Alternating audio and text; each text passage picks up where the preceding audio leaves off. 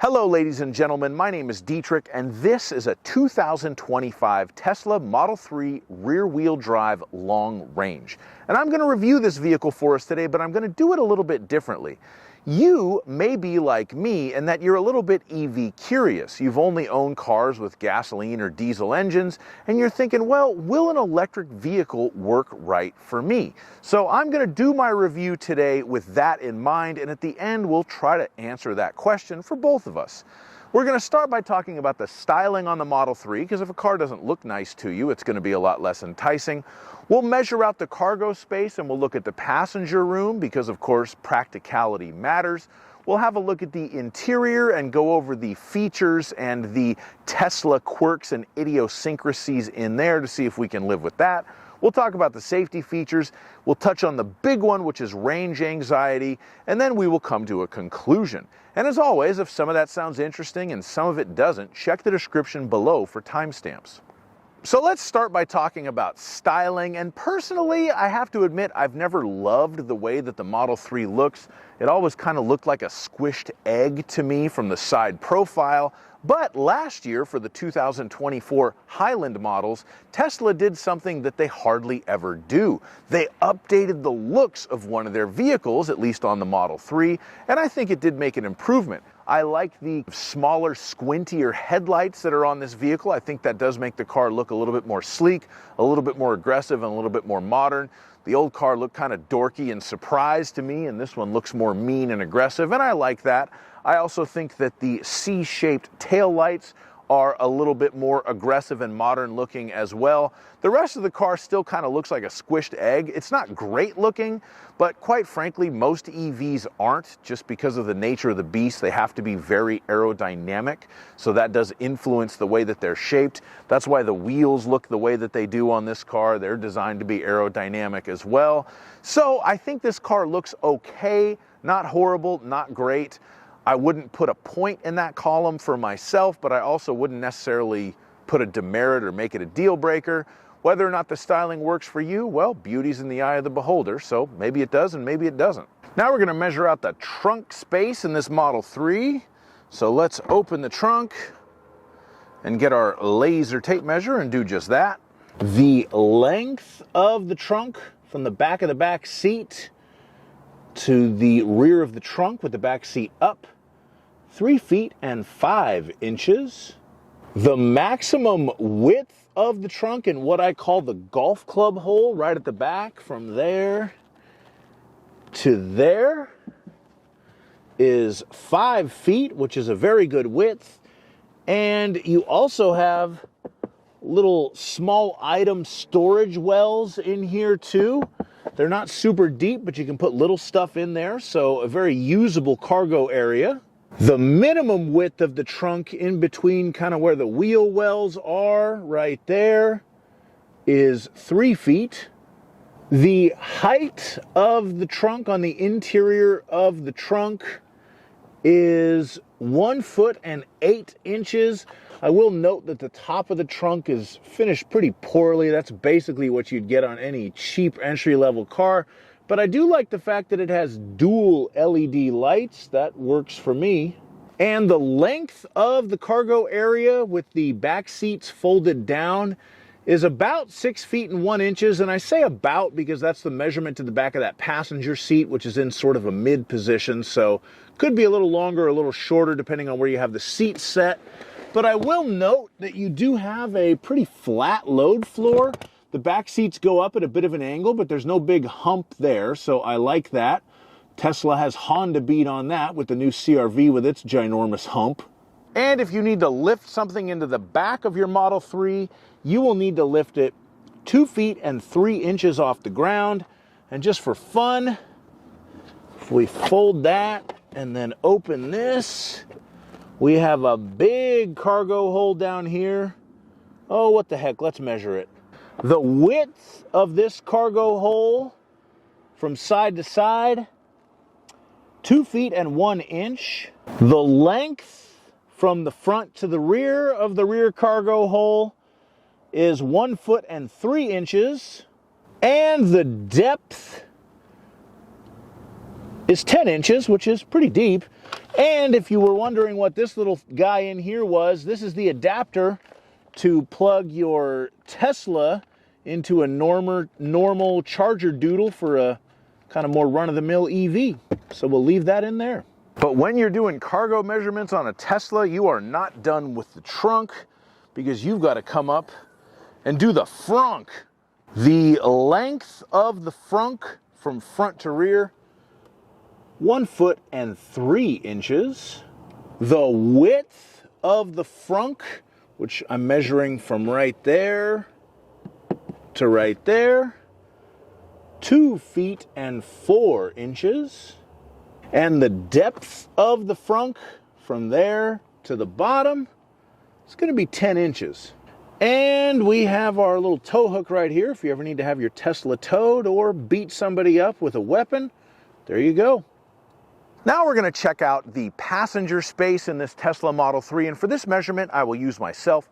I'm 6'5", so let's see if I can sit behind myself in the smallest car that Tesla currently makes.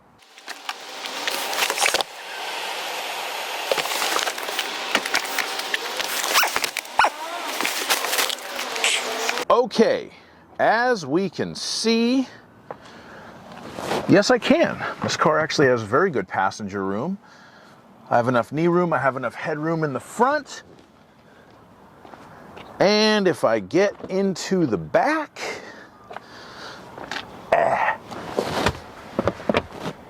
same story. I have enough knee room, I have enough headroom. You do have these full glass panel roofs. I don't even want to think about how much it would cost to replace the back window, because it's a huge piece of glass with the defroster in it. As you can see from the earlier video, I'm very bald, but I don't feel any issue from the heat coming in, although it is only 69. Oh, it's 70 degrees apparently. And we also have a touchscreen in the back. Let's see. Oh yeah, we can control the rear climate. I can turn it off. I can play some games. That's cool. Let's see. We have USB-C charging ports. I like this. If you had kids, they might dig this. They could play games riding around the car. We have a totally flat floor in the back, of course. No drive shaft. No center armrest either. But that's okay. Still pretty nice. That Tesla Model 3 has good passenger room. I like that. Now we're going to talk about the interior and the features and the experience in here. And if you have never sat in a Tesla, if you've never driven a Tesla, it is a very, very different look from just about every other non-Tesla car on the market. You have this super minimalist interior. All you really have now is a steering wheel and a big touchscreen. That's it. They don't even put stalks anywhere. How do you change gear? How do you turn the turn signals on? How do you do this? Well, it's either going to be in the touchscreen or the steering wheel, because those are the only places that it can be. So first of all, putting the car into gear, that is now on the touchscreen in the upper left corner. You slide up to move forward or go into drive. You slide down to go backwards or into reverse. And then you either tap or push and hold the P to go into park, depending on what kind of mood the car is in. That's very different from just about every other car on the market, but it does work and you do get used to it pretty quickly. The turn signals are no longer on a stalk on the Model 3. You have these buttons right here on the steering wheel to turn the turn signals on. Quite frankly, when I first got in this car, I didn't think I was going to like that, and by the time I'd driven it about a half a mile, I realized that that is the best way to do it. I like having those buttons right there to be able to turn the turn signals on. It really makes it easier because you don't have to reposition your hand. One of my cars is an older S-Class Mercedes, and I have to move my hand down and reach to put the turn signal on. It's one of the few ergonomic flaws in that car, but no trouble in a Tesla. I actually do really like the push-button turn signals. Moving back to the touchscreen, you can hook up your smartphone for Bluetooth and Bluetooth audio streaming, so you can make phone calls and listen to your music, but you have no Apple CarPlay, you have no Android Auto. It's not wireless, it's not wired, it's not here. And I highly doubt it ever will be, just based on the way that Tesla does their things. So you have to decide, if you've gotten used to it, if you can live without Apple CarPlay or Android Auto. And I think for a 3-year lease, I probably could in this car, because its own native voice controls are so good. There's a little microphone on the right side of the steering wheel. You just push that. You can tell the car all kinds of stuff, get directions to 2927 Harbor Boulevard, Costa Mesa, California, set the temperature to 70 degrees, turn the interior lights on. You can do a lot with the voice controls in this car, and I think that I could drive one of these without the Apple CarPlay, which is something that I've gotten very, very used to. But the Tesla voice controls are so good, that probably makes up for the difference. One thing Teslas are known for is to have some kind of gimmicks. You can make the car dance around and do a dance. You can turn the fireplace on in here. You've got all kind of games you can play on the screen. You've got the screen in the rear, as we saw before. And you may think, yeah, it's all just a gimmick, they're just messing around, but there is a point to this. It gives you something to do while you're sitting there waiting for the car to charge. So I actually have gotten to like the gimmicks in a Tesla. The gimmicks do have a purpose.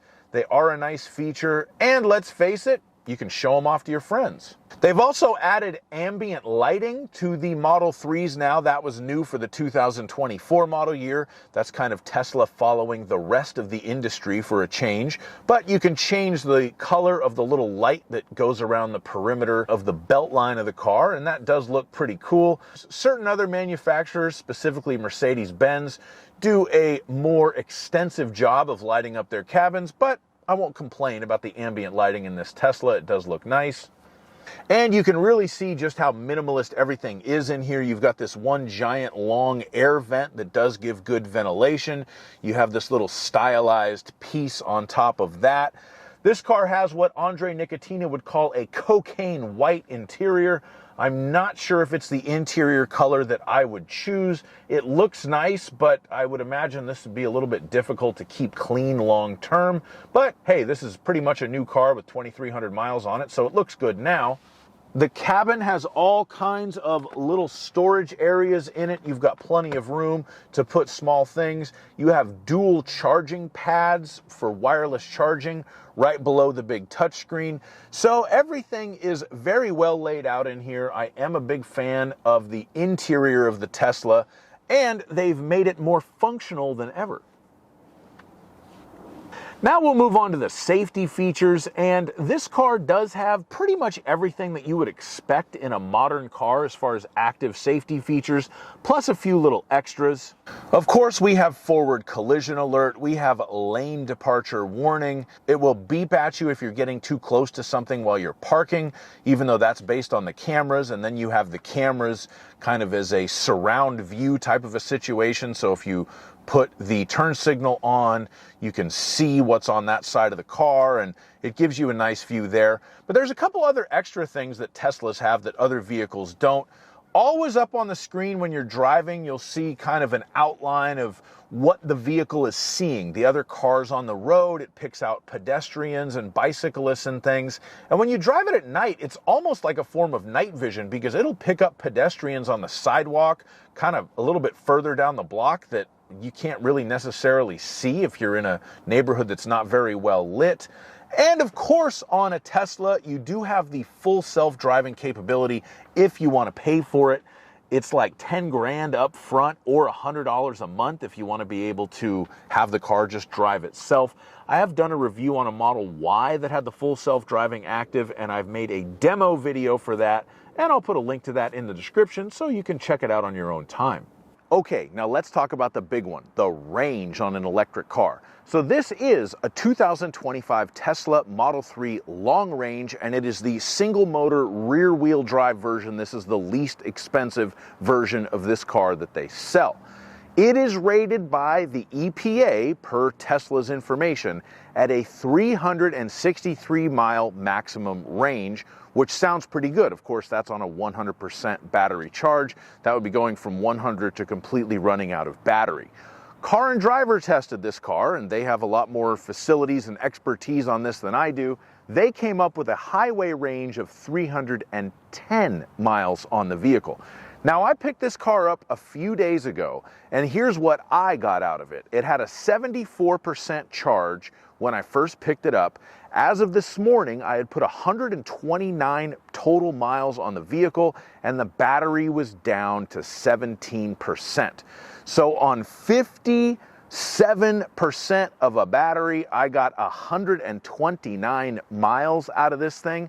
I consider that to be not very good because I wasn't driving the car aggressively. It wasn't pure highway, which EVs actually do a little bit worse there because you can't do regenerative braking. There was some in-town driving, but it was probably majority highway, so I guess I'll say that. But 129 miles on 57% of the battery doesn't give me a lot of confidence for range. So what about charging it? Well, I don't have a way to charge one of these cars at my house.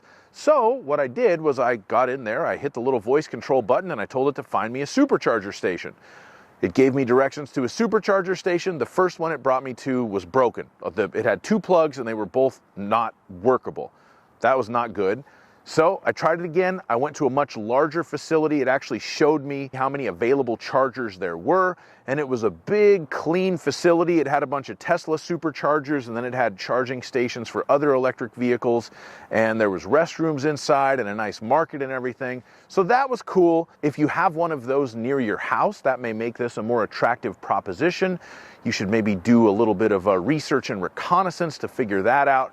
That thing wasn't very far from my house, but it wasn't quite close enough that I would call it super convenient. So the range on this car, to me, still really leaves something to be desired, especially based on the fact that Tesla recommends you only charge the battery to 80% to extend battery life. And if you're on one of the supercharger fast charger stations, it will only charge it up to 80% because that last 20% is super duper slow, and they don't want people clogging up the chargers for hours just to get another 20% of battery life. So take the quote unquote long range in this model name with a grain of salt. If your commute is relatively reasonable, like for me, 12 miles one way to work, so 24 miles per day, I could probably get away with charging this thing once a week. The problem is sometimes I take long road trips, and I really wouldn't feel great about taking a long road trip into the mountains with this car. Even though there are a lot of Tesla supercharger stations around, in theory it's possible. I just don't think the range is quite there to make it work for me, and I don't think the charging network is developed enough either. So in conclusion, is this the right car for you? Is it the right car for me? Well, if you have a place where you can reliably and easily and conveniently charge it, and you don't have a super long commute or a lot of long road trips to take, and the car suits your budget, because it's not exactly inexpensive, then yes, this may very well be the right car for you. As far as I am concerned, I don't really have a place where I reliably can charge the vehicle, and I do on a relatively regular basis have to make a 500-mile one-way trip, and I just don't know if I want to have to rely on EV charging. Even though I know it is feasible with Tesla's supercharger network, I'm not quite ready to take the plunge. If you are, let me know in the comments. Let me know what you thought of my video. Please like my video and subscribe to my channel, and please have a great day. Bye-bye.